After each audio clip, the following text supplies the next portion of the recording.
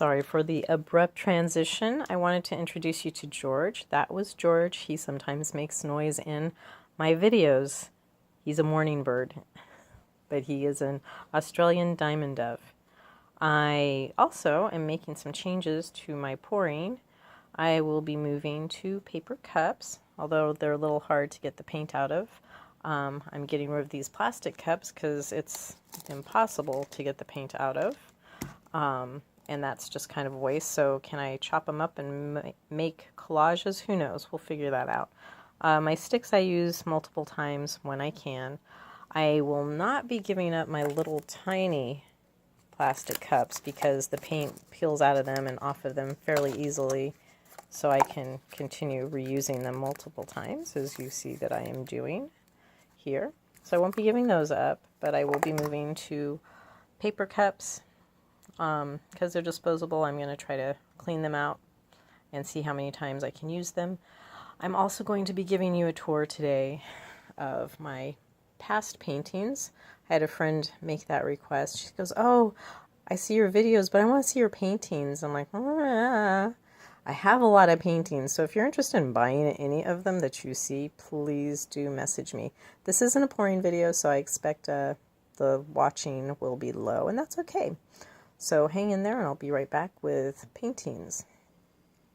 There will be multiple odd transitions. I apologize. Hopefully it won't make you nauseous. I know that most people come to see pouring videos not to buy, but actually to get educated. However, by request, I am showing a lot of my paintings, even though several I can't get to because they're in my office that has been taken over by someone else. I'll try to keep it quick though. Hopefully we can do this in under 10 minutes. There's a paint can for size reference. Be right back. I guess I don't have to say that every transition. You'll know it's coming.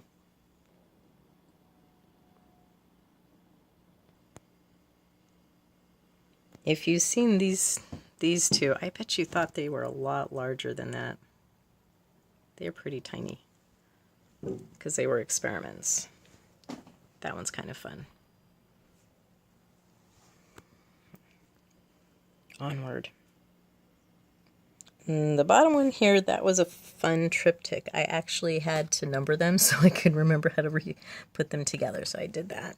For a while I was doing some negative space pour experiments. If I pour over these now, they will most likely crack whatever I do with them. So I don't know what I'm going to do with them yet. I haven't decided. That's one of my favorites, actually. I love the sherbet colors. Okay, onward we go. I don't know if this happens to you, but a lot of people try to tell me which way's up, and I will get 5 different, well, not 5, well, no, diagonal too. I will get 5 different ways to put my paintings, so I just leave it to the discretion of said customer. But it's always entertaining. This one was really fun. That one was super fun. I mean, they're all fun. They're all therapeutic, you know? This one's interesting because I filled in some cracked dots with some iridescent pearl, and that was just neat. So I won't do that for every one, otherwise it will take me forever. And we all do record pours, do we not? Use up those old records? Hopefully they're not any really good ones like Beatles' Dead Babies, but hey, use up the records. I also use tap plastic panels, as you probably already know maybe. But wait, there's more. And this is just a sampling. And this is where I started learning about thick paint pours and what happens. And that was another tap plastic panel, and it did crack as well, and I put metallic in the cracks instead of gold or whatnot. So there you go. Nice tour so far, right? Focus, focus. It's like I'm talking to a child. Focus. And this is where I store a lot of my paintings. I put wax paper or parchment between the paintings. I put them back to back like that, and then I put the paper in between them, and it keeps them from sticking. Even after they're cured, sometimes they will stick. Now red seems a bit more difficult to photograph. This one went weird. There's a lot of metallic gold I put in afterwards because it just went weird.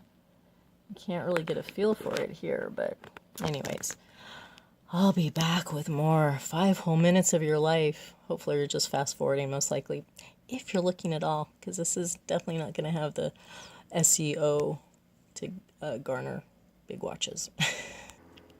Here are just 2 of my larger pours, and this one's even bigger. Has a lot of stuff going on in the background that you can't really see, and the color is really kind of off. Let's see if we can get it to be a little truer. Still a little more blue. It's real heavy on the light blue. That blue is more of a teal here. Yeah, you can't really tell it's more of a teal. Anyways. Oh, I forgot. This one had lots of cracking. So I put gold in there. I did some bronze. I did some metallics at one point. And then I just let the rest be because you know what? My hand got tired. My thumb got tired and said, yeah, I'm done. Okay. Okay, this one I've never gotten a compliment on, but me and my daughter poured 2. Well, actually, we poured all 3 panels that go to a vintage drop leaf table. I told her she can paint it over. So here is the tabletop. Got some really fun, and it was all the exact same cups. So it was really funny to, it's a really great example to show you that you can have the same color scheme, even the same layout in your cups, and get completely different porridge and results. It was fun. It was probably one of the last times. Well, anyways, so, and there are the table legs and the metal. I haven't been able to reassemble it yet, but that was a project I did. A friend of mine at work went and, so it was a mess. So he went and made the inlays. Is that crooked? I don't know what that's going to do at the end product. So he went and inlaid the wood for us, and then he put the trim back on. We're still deciding whether we're going to paint it or remove that paint. That was a really fun project to do with my daughter. That was a lot of fun. So eventually I'll get that reassembled and probably repaint the legs and repaint the metal trim that it has, or the metal area. I want to make a little compartment so you can drop down and hide things in the top, but we'll see how that goes. So you got to see more of my messy garage. And here are a few fails. I really told the person yellow and blue, just, they weren't working, but they insisted. And here I thought it was done moving, so set it aside, and it wasn't done moving. So lots of drip marks. Some people dig it, but it's still here, so nobody dug it that much. That's so funny. I showed you that one, right? Yeah, I think I did. Anyways, that was kind of a fun ribbon pour. So yeah, I probably have 20 more, maybe not, maybe only 10, but they are buried, so you will not see those today. My job now is to somehow present them and put them on Etsy, and my web page, and I'm changing my name, so also my Instagram.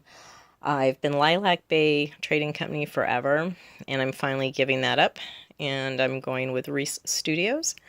We'll see how that goes. It feels better. It feels more authentic. And you're going studios, you only paint. Well, I do jewelry, and I putz around with other stuff, and photography, and who doesn't? But that's 3 studios if you think about it. Of course, I only have 1 space. Yeah, so that's it. I really appreciate you coming by, meeting George, seeing my flips and my flops, and my successes, and a portion of my collection. So yeah, have a great day, and I will be back pouring very, very soon.